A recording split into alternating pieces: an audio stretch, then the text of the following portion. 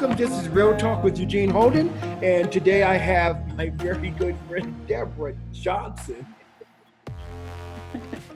So thank you so very much, my dear friend, for agreeing to be on here with me, touching lives around the world. So Debra, you have this project. I'm going to call it probably a passion. I want you to talk a little bit more, talk about that, not a little bit more. How about talking about it? Sure. Yeah, I started a nonprofit called Enlightened Veterans, and I am a veteran myself, and I suffered, notice past tense, from PTSD and a survivor of MST, which is military sexual trauma. And I have found that so many spiritual qualities inside of me that just want to pop out now that I have overcome some life stresses.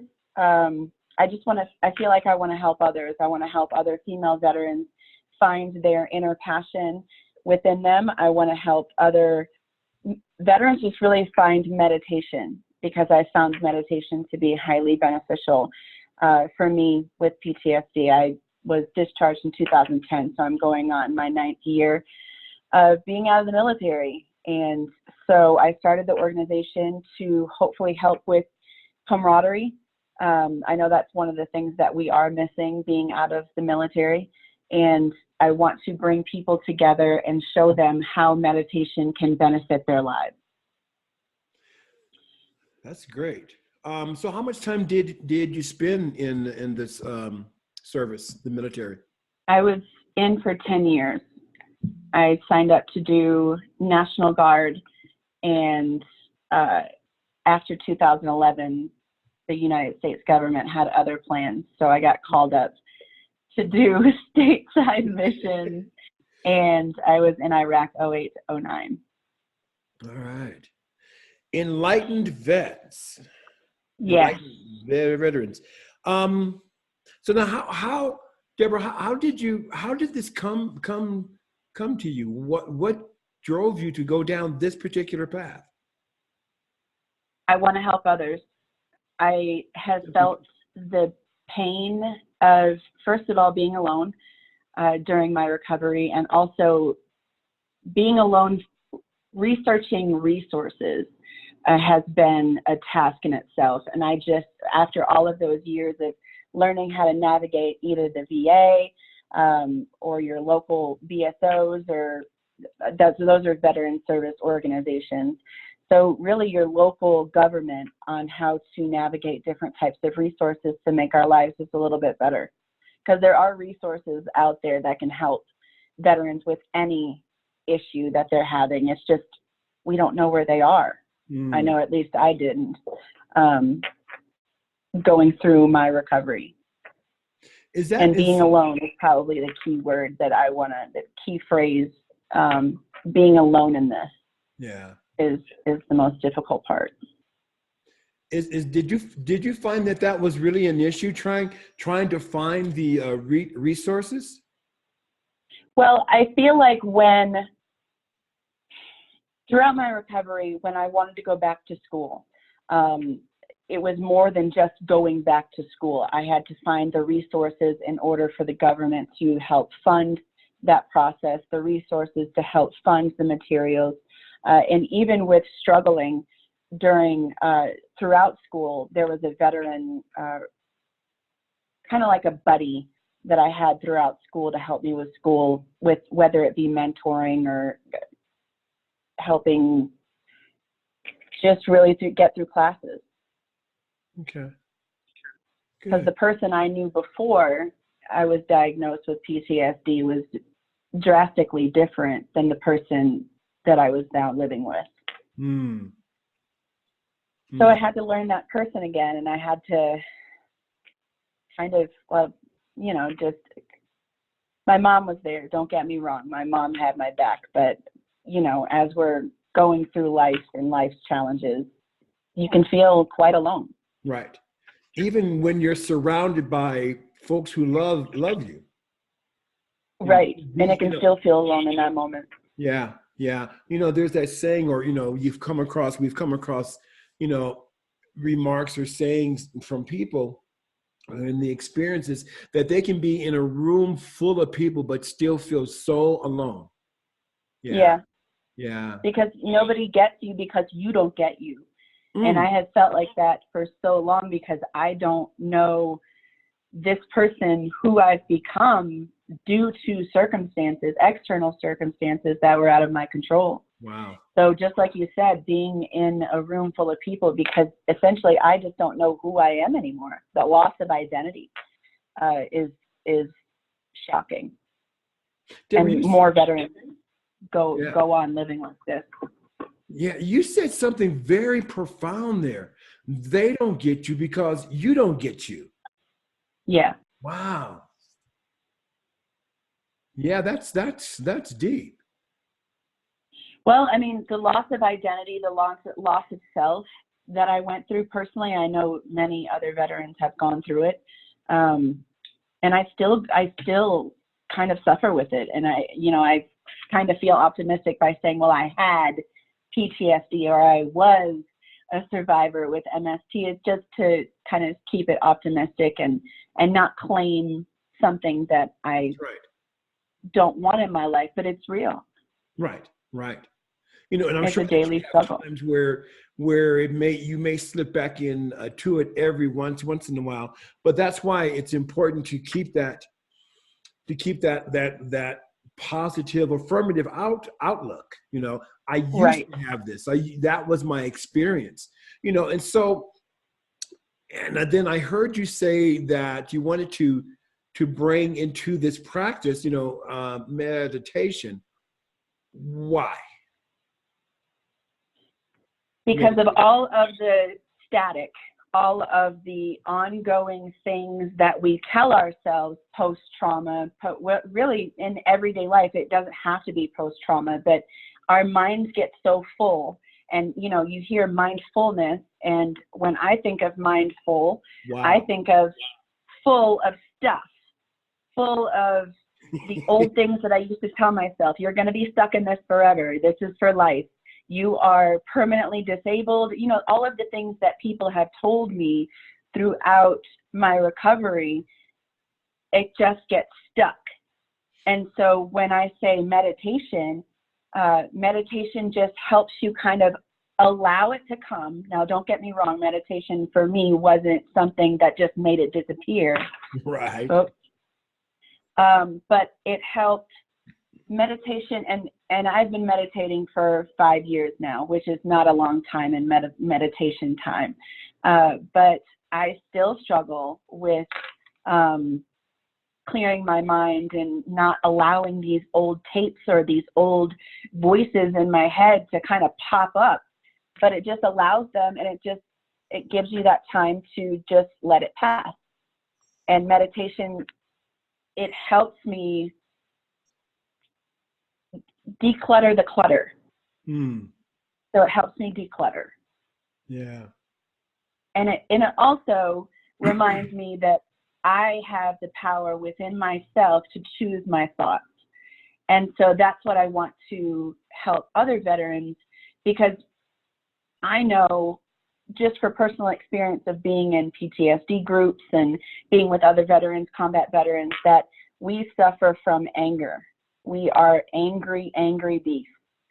Veterans are majority pretty angry with whatever it is. And I really feel that anger management can be reduced with meditation. Yeah. And really just kind of getting to know myself. I mean, I feel like meditation is helping me getting to know myself a little bit better too. Yeah. Good. I want to switch up some just a bit because you and I met via music, and so I want to ask you, how does music play? What part does music play in your life? And the reason I wanted to ask that, because I wanted folks to see that beautiful smile of yours, and I knew that once you heard music, that you would just boom. Well, if my camera was working properly, you could probably see a little bit better. But music. Music is I love my, music. Lots of I don't music. want to cry. Music does that. Music, yeah. Music has given me a voice in so many other ways. Damn it, Eugene. Dang, it backfired. Well, And not it really. backfired. No, it didn't. So I think that with my trauma personally, I suffered in silence for a really long time. And for me, music and singing has allowed me to open up that gate, the floodgate of acceptance and self-acceptance for sure, because I had a really I've been taking singing lessons now for 3 years at being a soloist. And never have I been comfortable in front of people or a microphone, just because I didn't feel like I had anything important to say. And so when I was given the mic and said, well, sing, that was very difficult, needless to say. I was stomping on the stage. I was getting mad at myself because what I knew was in there wasn't coming out. And so little by little of doing that work with Kath Robinson, the soloist work with Kath Robinson, she made it okay for me to take the mic and actually let the music come out that's in my heart and soul, because music is around us all the time. It's just, all the time. We have to be open enough to let it come through us. And I was just a closed, I was like, no, not me. Not me, but it's freed me in a lot of ways. Yeah. It's really opened those doors to possibility. And, you know, we're not looking to be American Idol singers or anything like that. We just want to be heard. And I know for me, I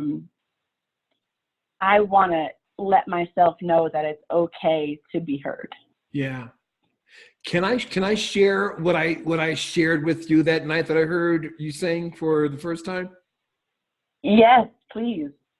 So after everything was done, it was great. And my friend Debra Johnson, notice she says the full name, job. Debra Johnson. I have to say Debra Johnson, not the full name, but Debra Johnson. And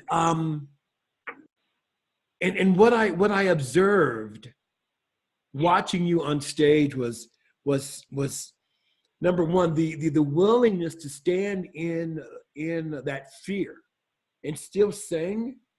And so what I remember saying to you afterwards is, once you get past that fear, you are just going to rock the world. You're going to shine. Because, folks, Debra has a great voice, a beautiful, beautiful voice, and a beautiful presence. Because the music is wanting to come out of you. So that's why Debra and I are good friends, because I keep telling her in her knee, come on, gotta go. Yeah, yeah, yeah. That sounds about accurate. Yeah. Yeah, man. But I think you said something that's really important to touch on, is that fear, standing in that fear, because I didn't mention that as anything in my singing journey, because it's been scary as heck to allow this voice to come through and allow other people to see me be in that type of fear. Because, you know, when I get into fear, I just cover over my head and no, I don't want to allow that into my life. So the fear has been real, but fighting through it has, it's been difficult. Yeah, man. Feel the fear and do it anyway. right? Yeah. And I want to always encourage you, my beautiful friend, and to just to keep singing, to keep doing that, because you have a great gift. You really do. You I'm really. running away from it, Eugene. What's I'm that? going to be honest, because I'm going to be honest. This is real talk. I am running away from it. So that's okay. Reminds me of a song that Sly and the Family Stone had. For those of you who remember Sly Stone, song was called "Running Away," and the lyrics are "Running away to get away, ha ha he he, you're wearing out your shoes." Then it goes into "Look at you fooling you." So no matter how far you think that you can run from yourself, you can't. And here's the other thing, Deborah, that's a great point though, right? Because how many of us, real talk, right? How many of us run away and have been running away for years? Yeah, I know I have. Right. In fact, myself have run away from things for years. But this is what I recognized and continue to recognize. I want to just throw this out there is, as much as I have run away, or I used to run away, and every once in a while I want to hide, but there's that little voice inside that just will not leave us alone. Now we can, as you said, put the cover over our heads, but it's there going, come on, get up, come on, get up, we have to go, come on. Because my opinion is that's that true self within us that wants to express and wanting to remind us as itself that we are here on purpose for a purpose. So thank you for bringing that up. And I'm going to let Kath know what you said too, that you've been trying to run. She knows. Okay, of course she knows. does. Yeah. Kath knows everything. Right. Yeah. Right. And after, there's so much that's going on right here in the head, just based on that. Yeah, I won't say it like that, but I will say this. Just keep stepping forward, even if it's a small step. Because your voice is going to want to sing. You're going to want to show up. Yeah. You just are. But that takes you back to your practice, though, right? Of meditation. Yeah. And speaking of meditation, like I said, I've been meditating now for 5 years, and when I get into this, I don't know what it is. A stuck point is all I want to call it. Stuck point of being that, I guess it's the old tapes playing, not wanting to meditate, not wanting to sing, not wanting to do the things that I've learned that will make me feel better. Yeah. So I guess calling it a stuck point is really the only thing I can call it. It's these stuck points are hard. Yeah. They may be hard, but they're not impossible to walk through. It might be scary. Not at all, it might be I've hard. been here. Oh, what's that? I've been here. I've been in a stuck point. Right. I know I can overcome it. I guess it's the frustration that the stuck point still exists. Right. It's funny where people go, or where they think when they're on the spiritual path and enlightenment comes and I have arrived. No, you just got to keep going. Yeah. What's that old saying? It's not about the destination, because there is no destination, but the journey, man, the journey is magnificent when I choose to look at it like that.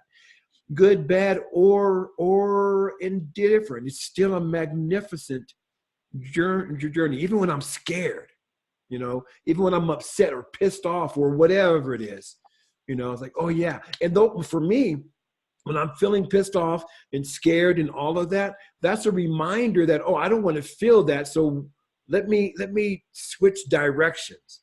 Now, it may take this much time to switch the direction, but let me switch it. Let me change up, because I don't like the way that this feels.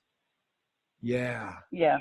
Yeah. And, it's an interesting thing that you continue to go through that every once in a while, maybe more than every once in a while, because of the work that you're called to do. Enlightened veterans. Right? Those are big shoes to fill. Yeah. Big shoes to fill, but also a big presence to be. Yeah. But here's the thing that I know about you, Debra Johnson, is that you are here to do it, and you can do it, because I've seen it. I still see it.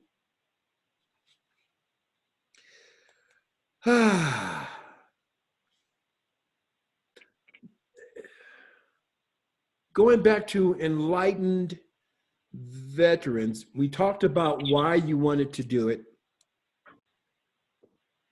Why is it important for you to do this? I see the suffering. I know signs of suffering. I know signs of anger. I know signs of not believing in oneself. And I see it on social media. I see it in the homeless population. I see it in everywhere I go. I see suffering, and it breaks my heart. Yeah. Because I know how it feels. Right. Okay. I get that. So why what was that? Are you smacking me? Oh. No, we're not quite done yet. We're close. Okay, and I get that. I get that you see it because you've been through it. And we can only recognize what we have known, right? Yeah. And I want to eliminate it. What's that? Go ahead. So I want to eliminate it. I want to help. There it is. Because that's where I was going. So why is it important to you? Why is it important? Because you want to help to eliminate that. Yeah. Yeah. Ever since, none of us expected 9/11 to happen. And now we are all living this post-war chaotic life, whatever that looks like for all of us. And we are in a time where we can heal. We still have negativity around us. We still have hatred around us, but now's the time to heal. There's too many of us that are waking up and saying no more. Yeah. Enough is enough. This is the United States of America, the greatest country in the world. And we have got to rise up together. And we have got to rise up together. Yeah. That's a great note to end on, my beautiful dear friend. Sounds great. Debra, where Enlightened Veterans are concerned, is there contact information that you can give out that folks can go to learn more about you and what you're doing? Yeah, you can go to Facebook at Enlightened Veterans. You can go to enlightenedveterans.org, and you can find more about us there. Okay. I'm just writing that down as well. Oh, cool. Facebook, and then you said, what was the other one? Facebook and the website, enlightenedveterans.org. Thank you. Thank you. Debra Johnson. Okay, I have to use now your full name. Debra Mae Johnson. Oh, Lord. Thank you so much for taking out the time, to have a conversation and to engage in some real talk. I want to let you know that I appreciate you so very, very much. I really do. And those feelings are likewise. I appreciate you more than you know. I'm going to go ahead and stop the recording, but stay on for a little bit while longer, okay? Okay. Peace.